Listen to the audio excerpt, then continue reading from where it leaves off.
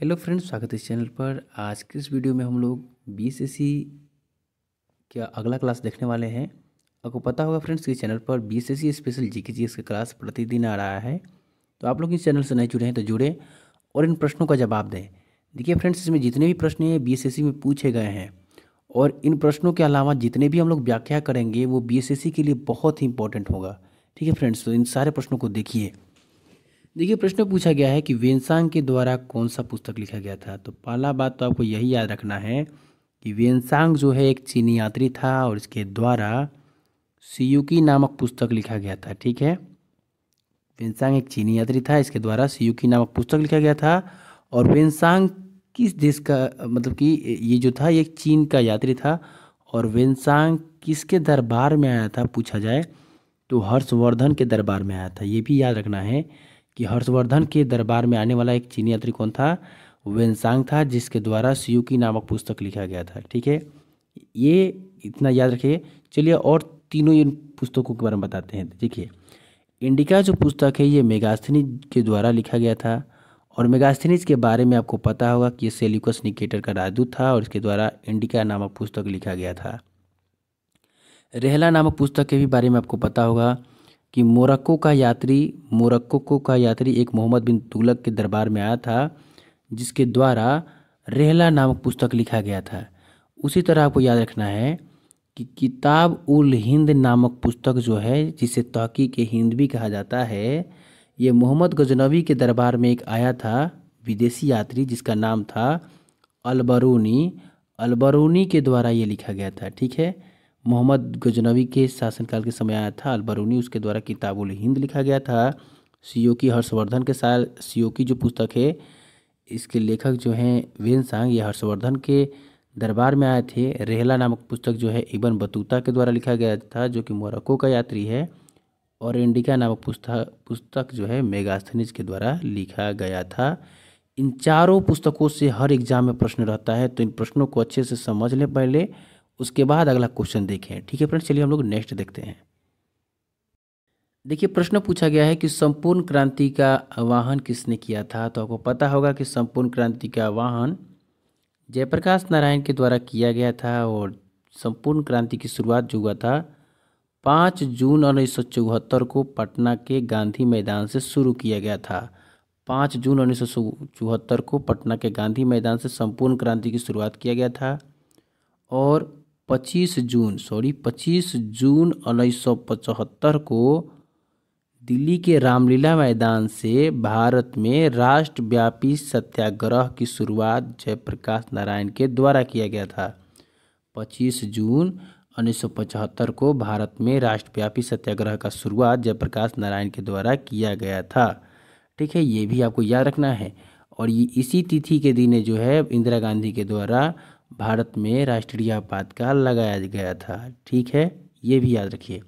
एक और याद रखिए जयप्रकाश नारायण से इम्पोर्टेंट प्रश्न कि जयप्रकाश नारायण के द्वारा ही 18 मई 1974 को भारत में छात्र आंदोलन की शुरुआत किया गया था। ठीक है, और एक और प्रश्न इनसे याद रखिए कि 1931 में इनके द्वारा बिहार सोशलिस्ट पार्टी की स्थापना जयप्रकाश नारायण के द्वारा और इनके दो सहयोगियों के द्वारा, गंगा शरण सिंह और रामकृष्ण बेनीपुरी के द्वारा बिहार सोशलिस्ट पार्टी की स्थापना 1931 में किया जाता है। और 1934 में याद रखना है फ्रेंड्स कि जयप्रकाश नारायण के द्वारा कांग्रेस सोशलिस्ट पार्टी का भी स्थापना किया जाता है, जो कि जयप्रकाश नारायण और इनके एक और सहयोगी आचार्य नरेंद्र देव के द्वारा किया जाता है कांग्रेस सोशलिस्ट पार्टी की स्थापना। एक और प्रश्न इनसे याद रखना है कि जयप्रकाश नारायण को ही लोकनायक के नाम से जाना जाता है। लोकनायक के नाम से किसे जाना जाता है तो जयप्रकाश नारायण को ही जाना जाता है।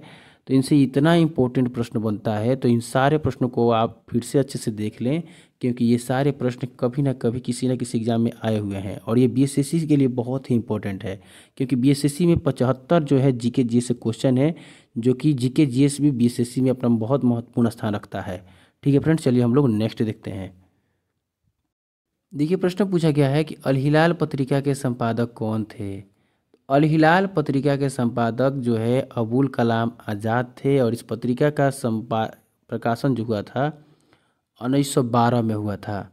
और अल बिलाग पत्रिका का जो है प्रकाशन जो हुआ था 1913 में हुआ था। तो ये याद रखना है कि अल हिलाल पत्रिका का प्रकाशन जो है 1912 में हुआ था और अल बिलाग पत्रिका का जो है प्रकाशन 1913 में हुआ था। और ये दोनों पत्रिका अल हिलाल और अल बिलाग अबुल कलाम आज़ाद के द्वारा लिखा गया था। अबुल कलाम आज़ाद के द्वारा एक पुस्तक भी लिखा गया था, आपको याद रखना है क्योंकि ये पुस्तक एग्जाम में पूछे जाते हैं। जैसे कि विंग्स ऑफ फायर पुस्तक, विंग्स ऑफ फायर पुस्तक के लेखक कौन है? तो अबुल कलाम आज़ाद थे। विंग्स ऑफ फायर पुस्तक के लेखक कौन थे? अबुल कलाम आज़ाद थे। ठीक है, ये भी याद रखना है। अबुल कलाम आज़ाद के बारे में आप लोग जानते हैं कि भारत का प्रथम शिक्षा मंत्री पूछा जाए तो कौन थे? भारत के प्रथम शिक्षा मंत्री तो अबुल कलाम आज़ाद थे। ठीक है फ्रेंड्स, चलिए हम लोग अगला प्रश्नों को देखते हैं। देखिए प्रश्न पूछा गया है कि भाखड़ा नागल बांध कहाँ स्थित है? आपको पता है कि भाखड़ा नागल बांध जो है सतलज नदी पर है, लेकिन याद रखना है कि नदी सेम है लेकिन ये दोनों बांध भाखड़ा और नागल ये दो अलग अलग बांध है। भाखड़ा जो है फ्रेंड्स वो हिमाचल प्रदेश में है, ठीक है, और नागल जो है फ्रेंड्स पंजाब में है। भाखड़ा हिमाचल प्रदेश में है और नागल पंजाब में है। याद रखना है, पहला बात कि भाखड़ा याद रखना है कि ये हिमाचल प्रदेश में है और नागल पंजाब में है और ये दोनों बांध जो है ये सतलज नदी पर है और ये भारत का सबसे गुरुत्वीय बांध है। अब देखिए बांधों से कुछ प्रश्नों को आप याद रखिए। भारत का या विश्व का लंबा बांध पूछा जाए तो ये जो है हीराकुंड बांध है। कौन सा बांध है फ्रेंड्स? हीराकुंड बांध जो है विश्व का सबसे लंबा बांध है, जो कि किस नदी पर है? तो जो कि किस नदी पर है? तो महानदी पर है। किस नदी पर है? महानदी पर है। और कहाँ पर है हीराकुंड बांध है? तो उड़ीसा में है। तो आपको पहला प्रश्न यही याद रखना है कि भारत का सबसे लंबा बांध कौन सा है?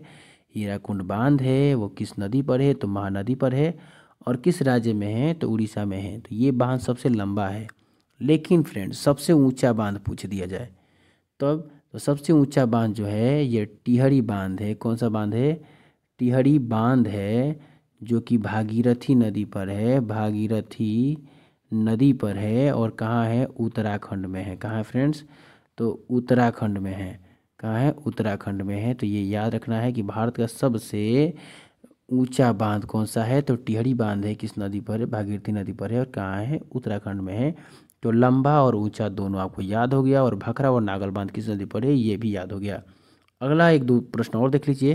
जैसे नर्मदा नदी पर एक बांध है सरदार सरोवर बांध, जिसकी ऊंचाई बढ़ाने के लिए ही गुजरात में नर्मदा बचाओ आंदोलन शुरू हुए थे।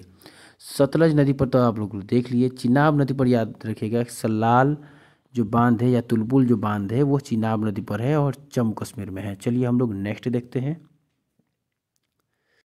देखिए प्रश्न पूछा गया है कि ब्रह्म समाज की स्थापना किसने किया था? तो आपको पता होगा कि 20 अगस्त 1828 को ब्रह्म समाज की स्थापना राजा राम मोहन राय के द्वारा किया गया था। पहला प्रश्न तो ये याद रखना है। राजा राम मोहन राय का प्रथम संस्था पूछा जाए तब तो राजा राम मोहन राय का प्रथम संस्था पूछा जाएगा तो याद रखिएगा कि इनके प्रथम संस्था का स्थापना 1815 में हुआ था, जिसका क्या नाम था? आत्मीय सभा। तो पूछा जाता भी है कि आत्मीय सभा का गठन किनके द्वारा किया गया था? तो राजा राम मोहन राय के द्वारा किया गया था। ये भी याद रखना है, ठीक है। अब राजा राम मोहन राय से आपको एक और प्रश्न याद रखना है कि राजा राम मोहन राय दो पत्रिका का भी प्रकाशन किए थे। कौन कौन सा? तो दोनों पत्रिका को आपको पहले याद रखना है। संवाद कौमुदी, संवाद कौमुदी और दूसरा मीरातुल अखबार। संवाद कौमुदी और मीरातुल अखबार जो दो पत्रिका है, इसका प्रकाशन राजा राम मोहन राय के द्वारा ही किया गया है। एक और बात याद रखना है फ्रेंड्स, इनके द्वारा एक पुस्तक है और उसमें कितना लोग कंफ्यूज कर जाते हैं, क्योंकि वो पुस्तक जो है वो उर्दू में लिखा गया है, ठीक है। और उस पुस्तक के चक्कर में आप लोग किसी उर्दू लेखक को मार देते हैं, जिससे गलती हो जाता है। तो याद रखना है कि तुहफात उल मुआहुद्दीन जो एक पुस्तक है, तुहफात उल मुआहुद्दीन जो पुस्तक है वो है राजा राम मोहन राय का लिखा हुआ। तुहफात उल मुआहुद्दीन जो पुस्तक है राजा राम मोहन राय के द्वारा ही लिखा गया है। तो ये प्रश्न फ्रेंड्स आपको याद रखना है। कितना लोग ये पुस्तक का नाम सुनकर किसी उर्दू को चाहे किसी मुस्लिम लेखक को मार देते हैं, जिससे गलत हो जाता है। ठीक है फ्रेंड्स, अब याद रखना है कि राजा राम मोहन राय को राजा की उपाधि किसने दिया था, तो अकबर द्वितीय ने दिया था। तो ये आपको याद रखना है। चलिए हम लोग नेक्स्ट प्रश्न को देखते हैं। देखिए प्रश्न पूछा गया है कि संविधान सभा द्वारा राष्ट्रीय ध्वज को कब स्वीकार किया गया था। बहुत ही इंपॉर्टेंट है। ये संविधान सभा द्वारा जितनी भी चीज़ों को स्वीकार किया गया था, ये एग्जाम में पूछे जाते हैं, तो हम विस्तार पूर्वक बताने वाले हैं, आप लोग ध्यान से देखें। देखिए तो राष्ट्रीय ध्वज को जो है 22 जुलाई 1947 को संविधान सभा द्वारा स्वीकार किया गया था, 22 जुलाई 1947 को। अब यहाँ से एक एक प्रश्न याद रखिएगा। भारत का राष्ट्रीय ध्वज जो है वो क्या है फ्रेंड्स, तिरंगा है। क्या है फ्रेंड्स, तिरंगा है। ठीक है, और याद रखना है कि राष्ट्रीय ध्वज में जो है कितनी तिलिया है, 24 तिलिया है। राष्ट्रीय ध्वज का डिजाइन किसने तैयार किया था, तो पिंगली वकैया ने तैयार की थी, पिंगली वकैया ने तैयार की थी। ठीक है, ये भी याद रखना है।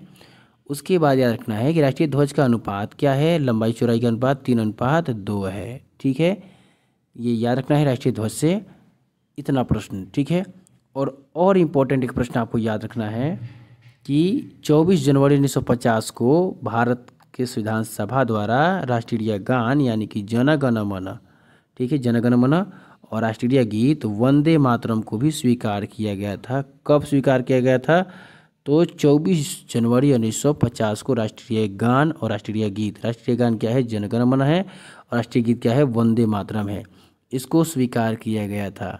जन गण मन जो गीत है ये रविंद्रनाथ टैगोर के द्वारा लिखा गया था, और वंदे मातरम जो गीत है, सॉरी, जन गण मन जो गान है इसे रविंद्रनाथ टैगोर के द्वारा लिखा गया था, और वंदे मातरम जो गीत है ये जो है बंकिम चंद्र चटर्जी के द्वारा लिखा गया था। तो ये आपको याद रखना है। ठीक है फ्रेंड्स, ये बहुत ही इंपॉर्टेंट है, ये याद रखना है।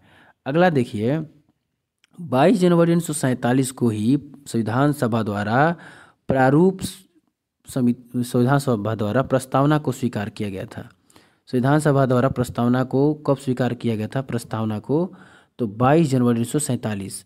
22 जुलाई 1947 को राष्ट्रीय ध्वज को स्वीकार किया गया था। 24 जनवरी 1950 को राष्ट्रीय गीत और राष्ट्रीय गान को स्वीकार किया गया था। तो ये आपको याद रखना है, बहुत इंपॉर्टेंट ये सारे प्रश्न बता रहे हैं। आप लोग इस चैनल से जुड़े, अगर नहीं जुड़े हैं तो, क्योंकि ये सारे जो ज़्यादा है, ये क्लास नहीं आएगा, ये क्लास जो है 15 से 20 क्लास आएगा, जिससे पूरा प्रश्न मतलब कि लर्निंग की संभावना है।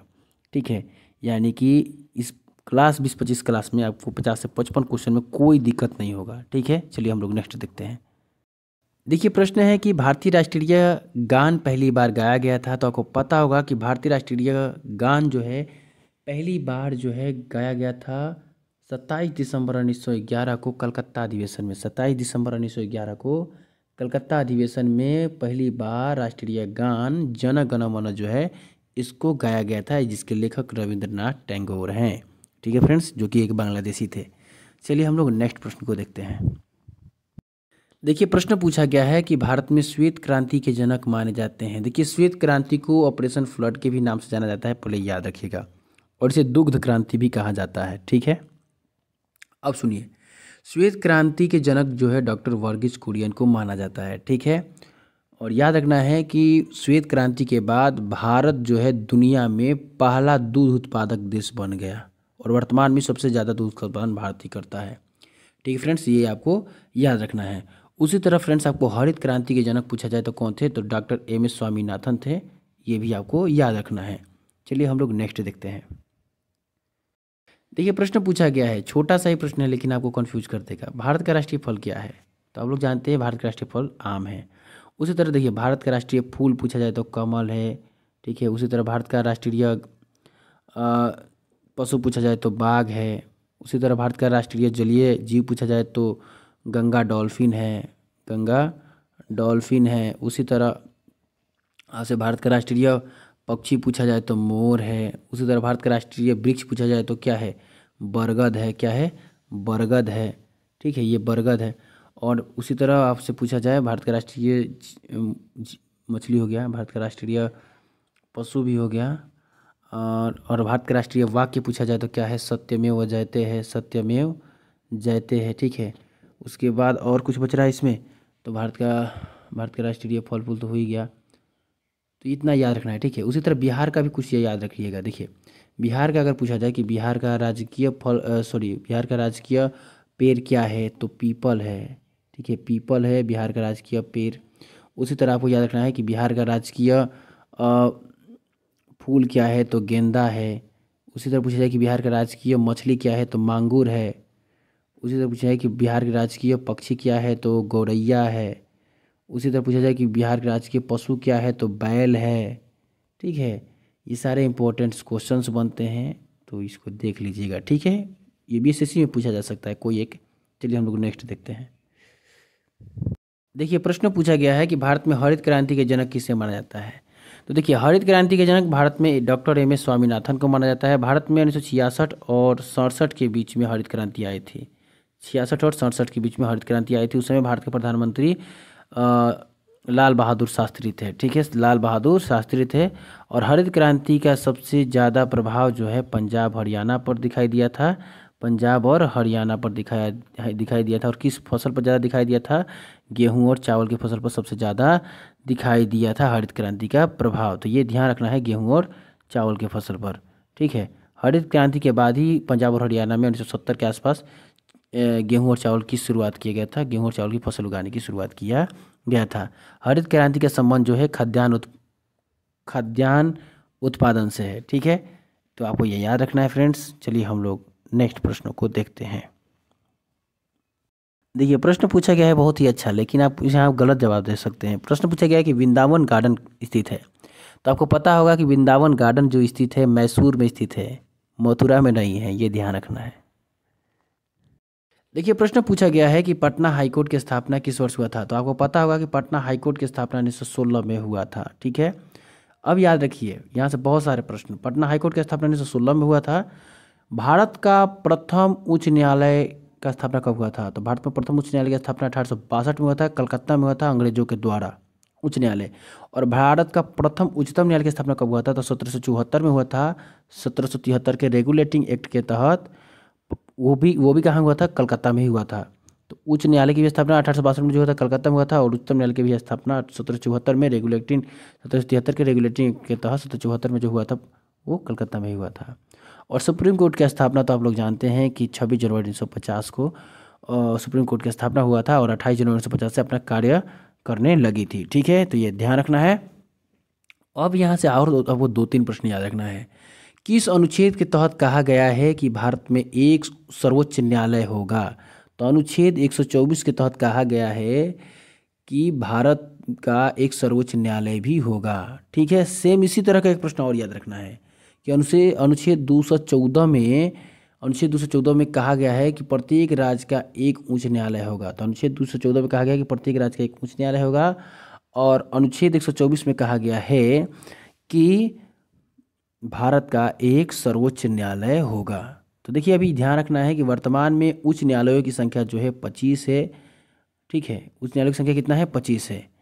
इतना ही याद रखना है। चलिए हम लोग और एक और याद रखिएगा कि अनुच्छेद 231 में कहा गया है कि 2 या 2 से अधिक राज्यों के लिए एक उच्च न्यायालय हो सकता है। 2 या 2 से अधिक राज्यों के लिए एक उच्च न्यायालय हो सकता है। अनुच्छेद 231 बताता है। अनुच्छेद 124 बताता है कि भारत का एक सर्वोच्च न्यायालय होगा। अनुच्छेद 214 बताता है कि हर राज्य के लिए एक उच्च न्यायालय होगा। अनुच्छेद 231 बताता है कि 2 या 2 से अधिक राज्यों के लिए एक उच्च न्यायालय हो सकता है। तो बहुत इंपॉर्टेंट ये क्वेश्चन था और यहाँ से हम लोग बहुत सारे इंपॉर्टेंट प्रश्नों को भी देख लिए। चलिए हम लोग नेक्स्ट देखते हैं। देखिए प्रश्न पूछा गया है कि अनुच्छेद कितने में वर्णित है कि संघ की कार्यपालिका शक्ति राष्ट्रपति में निहित है। पहला बात आपको याद रखना है कि आज इसी वीडियो में यहीं पर हम 1 मिनट के अंदर पूरे राष्ट्रपति से संबंधित अनुच्छेदों को बता देंगे। तो पहले चलिए इन प्रश्नों को, जो प्रश्न पूछा है उसका जवाब देते हैं। पहला पूछा है कि अनुच्छेद कितने में वर्णित है कि संघ की कार्यपालिका शक्ति राष्ट्रपति में निहित है। तो अनुच्छेद 53 में, अनुच्छेद 53 में यह वर्णित है कि संघ की कार्यपालिका शक्ति राष्ट्रपति में निहित है। अब देखिए एक एक करके अनुच्छेदों के बारे में बताते हैं राष्ट्रपति से संबंधित। देखिए अनुच्छेद 52 में कहा गया है कि भारत के एक राष्ट्रपति होंगे। अनुच्छेद 53 में कहा गया है कि संघ की कार्यपालिका शक्ति राष्ट्रपति में निहित है। अनुच्छेद 54 में राष्ट्रपति का निर्वाचन एक निर्वाचक मंडल द्वारा होगा जिसमें विधानसभा के सदस्य, लोकसभा के सदस्य और राज्यसभा के सदस्य भाग लेंगे। अनुच्छेद 54 में कहा गया है कि राष्ट्रपति का निर्वाचन एक निर्वाचक मंडल द्वारा होगा। अनुच्छेद 55 में जो है राष्ट्रपति के निर्वाचन की प्रक्रिया है कि राष्ट्रपति का निर्वाचन किस प्रकार होगा। अनुच्छेद 56 में जो है राष्ट्रपति की पदावधि का यानी कार्यकाल का चर्चा है। अनुच्छेद 57 में जो है राष्ट्रपति निर्वाचन के लिए पुनः पात्रता से संबंधित है। अनुच्छेद 58 में जो है राष्ट्रपति की योग्यता से संबंधित है। अनुच्छेद 59 जो है राष्ट्रपति के लिए दिशा निर्देश से संबंधित है। अनुच्छेद जो 60 है ये राष्ट्रपति की शपथ से संबंधित है। और अनुच्छेद 61 जो है ये राष्ट्रपति पर महाभियोग लगाने की प्रक्रिया से संबंधित है। अनुच्छेद 72 जो है ये जो है राष्ट्रपति क्षमादान कर सकते हैं उससे संबंधित है अनुच्छेद 72। तो हम 1 मिनट के अंदर सारे अनुच्छेदों को बता दिए। फिर से बताते हैं। अनुच्छेद 52 के तहत कहा गया है कि भारत के एक राष्ट्रपति होंगे। अनुच्छेद 53 के तहत कहा गया है कि संघ की कार्यपालिका शक्ति राष्ट्रपति में निहित है। अनुच्छेद 54 में कहा गया है कि राष्ट्रपति के निर्वाचन एक निर्वाचक मंडल द्वारा होगा जिसमें विधानसभा के सदस्य और राज्यसभा के सदस्य और लोकसभा के सदस्य होंगे। और अनुच्छेद 55 में राष्ट्रपति की निर्वाचन की प्रक्रिया संबंधित है। अनुच्छेद 56 जो है राष्ट्रपति का कार्यकाल से संबंधित है। अनुच्छेद 57 जो है राष्ट्रपति की निर्वाचन की पुनः पात्रता से संबंधित है। अनुच्छेद 58 जो है राष्ट्रपति की योग्यता से संबंधित है। अनुच्छेद 59 जो है राष्ट्रपति के लिए दिशा निर्देश से संबंधित है। अनुच्छेद 60 जो है राष्ट्रपति की शपथ से संबंधित है। अनुच्छेद 61 जो है महाभियोग प्रक्रिया से संबंधित है। अनुच्छेद 72 जो है राष्ट्रपति क्षमादान कर सकते हैं और किसी स्थिति में तो फांसी की स्थिति में राष्ट्रपति क्षमादान कर सकते हैं। अनुच्छेद कितने के तहत? 72 के तहत। ये राष्ट्रपति से संबंधित जितने अनुच्छेद हैं एक ही जगह हम बता दिए। ठीक है फ्रेंड्स, तो आप लोग इस चैनल को अभी तक सब्सक्राइब नहीं किए हैं तो चैनल को सब्सक्राइब कर लें क्योंकि इसी तरह का प्रश्न हम हर दिन इस चैनल पर ला रहे हैं। ठीक है, चलिए अगला प्रश्न देखते हैं।